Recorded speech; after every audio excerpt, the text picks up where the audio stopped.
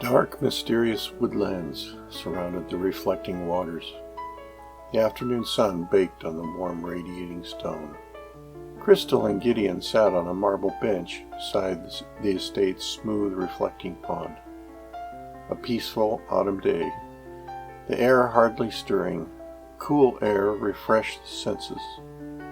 Gideon drank in a deep breath and let it out slowly. Looking at beautiful Crystal, he admired her calm serenity. He wondered if he could ever express his secret love for her. A tear trickled over her cheek and hung, jiggling on her trembling chin. Gideon touched the drop, brought it to his lips, and kissed it off. Crystal faked a weak smile, and sobbing, lost her composure. She threw herself on his strong shoulder, weeping. "I didn't mean to," she wailed. "You didn't mean to what? What? Tell me," Gideon pled with a worried voice. "I went out," she sniffed, wiping her eyes on her sleeve. "Out? Out of the magic realm?" he asked, amazed. Crystal stared at the brown ground and nodded her head. More tears began streaming down her wet face. "Please don't tell anyone. Promise me," she begged. "Why did you do it, Chris?" he said. Crystal sat up and straightened her skirt and shawl. "It's a long story," she replied. "If you like, I will tell it to you. I'll give you a bit now and more later. But you must listen to the whole story, or I won't tell you any of it at all." Gideon shrugged. "All right, I'll listen to your entire story, provided we get something to eat soon. I have a feeling I'll starve to death before you finish." She smiled. She felt better. Gideon's not condemning her for breaking the rules was reassuring. They talked while walking. The stone path led to a multicolored Persian-style villa on the hilltop. Crystal's taffeta skirt made funny swishing noises as she moved, and they laughed. Life was still good. The majestic river bordered by distant mountains opened a pastoral view. The breathtaking wide-open landscape emerged from the trees. They stopped to admire the picturesque beauty of it all.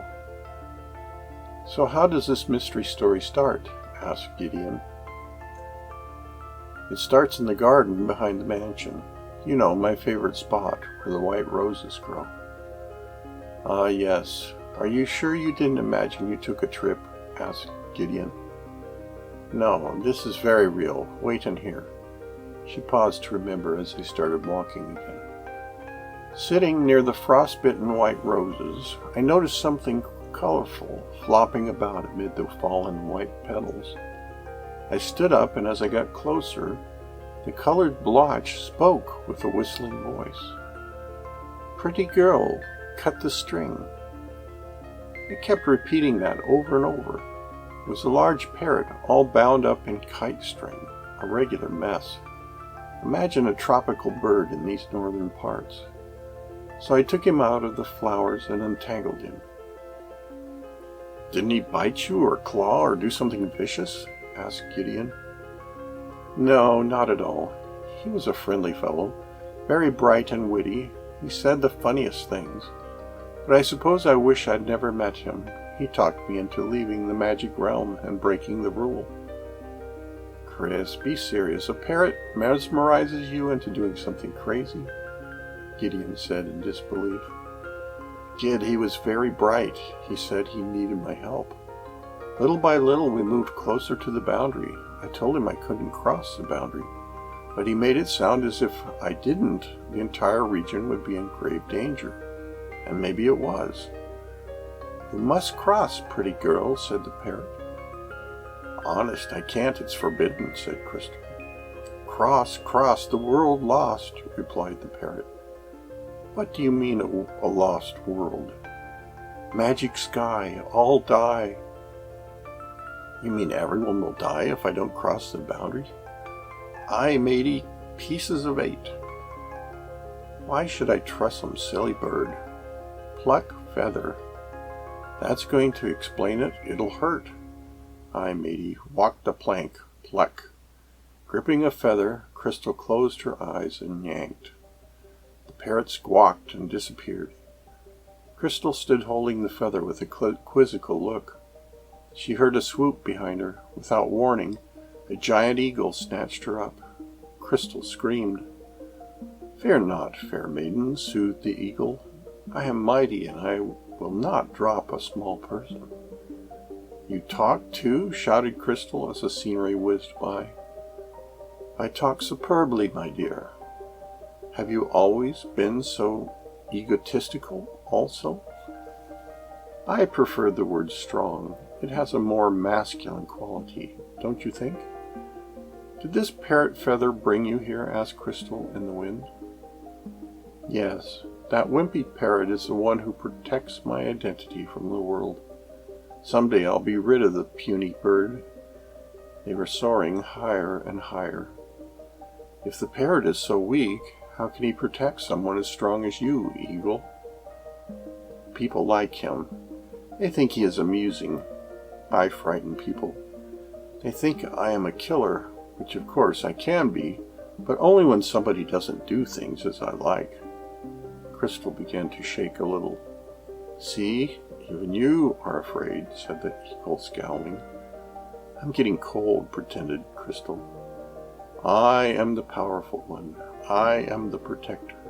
I, the steely one," recited the eagle. "Yes, of course you are, but I am getting dizzy from the height. Do you think we can go down now?" "Weakness. I loathe weakness. I prey on weakness. It is my delicious cuisine." Crystal was shaking more now. She knew she had lots of weaknesses. She cringed, thinking about digesting in the eagle's stomach. "Where are we going?" she asked. "We're going to the magic sky. But now, pluck a feather. Choose a small one, please. I am very proud of my feathers." Once again, Crystal grabbed a feather and pulled. The eagle disappeared. "Help me!" shouted Crystal as she parachuted down on the eagle feather. Plump! She landed near a river. A beautiful swan circled in the flow. "Welcome, Crystal," said the swan. "You are now in the land of dreams." "Why am I here?" said Crystal. "I cannot tell you an answer," said the kindly swan. "You must look inside yourself. Then you will find meaning." "Oh," said Crystal. "But the parrot said there is a danger to the earth." "Well, yes. Never trust anything a parrot says. Deceptive, tricky birds," said the swan. "Then how can I trust you?" asked Crystal. "I am a swan, transformed from an ugly duckling to see what you see now. I am genuine and proven, protected by royal decree. I always speak the truth, even when it is painful. That is why I also hide behind the parrot's funny protection. People fear the truth. Some get angry, but others are very kind." "So what is the purpose of 3 birds, an eagle, and a swan, protected by a parrot? It all seems so mysterious," asked Crystal. "It is the way of life and survival. So sad but true," sighed the swan. "How can I get home?" asked Crystal. "You must pluck a feather," interrupted Crystal. "Very good, child. You learned fast. Goodbye." Crystal and Gideon sat before the evening fireplace, watching the reddening clouds over the river. Gideon finished his last bite of cake. "So, then like magic you reappear back in the rose garden, I suppose?" asked Gideon. "Kid, I know it sounds like I dozed off and had a dream, but I promise it's true," replied Crystal. "It's too bad you don't have some proof, like those feathers you plucked." "But I do. Here they are in my purse," said Crystal, rummaging through her handbag. She produced the feathers one at a time from the purse, laying them side by side, the parrot, the eagle, and the swan. Gideon stared in disbelief. "It's incredible," he whistled, picking them up one at a time. "Do you suppose there's still some magic in them?" he asked. "What do you mean, magic?" asked Crystal. "What if you took all 3 feathers and held them together in one fist like this? Do you think A glowing aura began to throb in the room. Rugs and lamps floated bobbing about in thin air. A low rumbling rattle started near the floor and began working its way up the walls, louder and louder. "Gid, you'll destroy the house. Stop," shouted Crystal. "I can't separate the feathers. It's like they become one." Crystal grabbed Gideon's hand and pried at his clenched fingers. A strange glow began to flow up their hands, through their arms and into their bodies. A sudden silence fell over the room. Crystal and Gideon sat motionless, staring into each other's eyes. Their eyes glowed in ghost-like light. "Gid, I feel very strange," whispered Crystal. "Me too. What's happening to us?" "I think I love you, Gid," said Crystal in a hushed tone. "I love you too, Chris." "Integration. Unity of the feathers brings power. Empowerment to feel love," said Crystal. "Can you feel the influence of it?" said Gideon. "Yes, giving and receiving. How long will this glorious feeling last?" asked Crystal. As if in answer, the 3 melting feathers disappeared. The room returned to normal. The glow faded.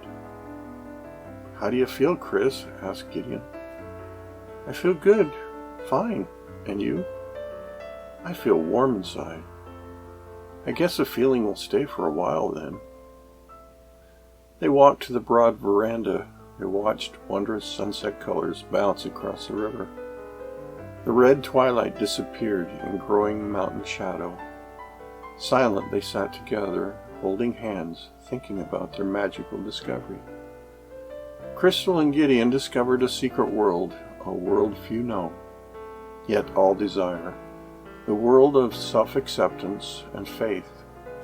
The feathery union unlocked this hidden inner power. Self-discovery, always waiting like a knick-knack on an old shelf, thundering, ready to explode when finally empowered. Their eyes open to the beauty around them, love, the power of nature, peace, inner strength, and weakness. A loud, booming undulated, swirling around the stone porch, startling Gideon and Crystal. A voice. "Who has gone out of the realm and used magic without permission?" said the overpowering voice. Crystal's face blanched, overcome with shaking fear. "I have gone out of the realm," she whispered, terrified of the consequence. "And I have used the magic feathers," said Gideon as he searched for the voice with his eyes. Crystal, trembling, sobbed a gasp at this confession. She never meant to endanger Gideon. "You both transgressed the law. You must pay the price," boomed the voice. 2 angels of death with shrouded faces materialized out of the darkness. They stood menacing on the porch, one on each side of Gideon and Crystal. "The punishment will be death, but only one need die. You choose," commanded the voice. Crystal and Gideon stared into each other's teary eyes. For a long silence they said nothing, and motioned nothing, but during the nothingness, deep communications washed between them. "Choose now," demanded the voice.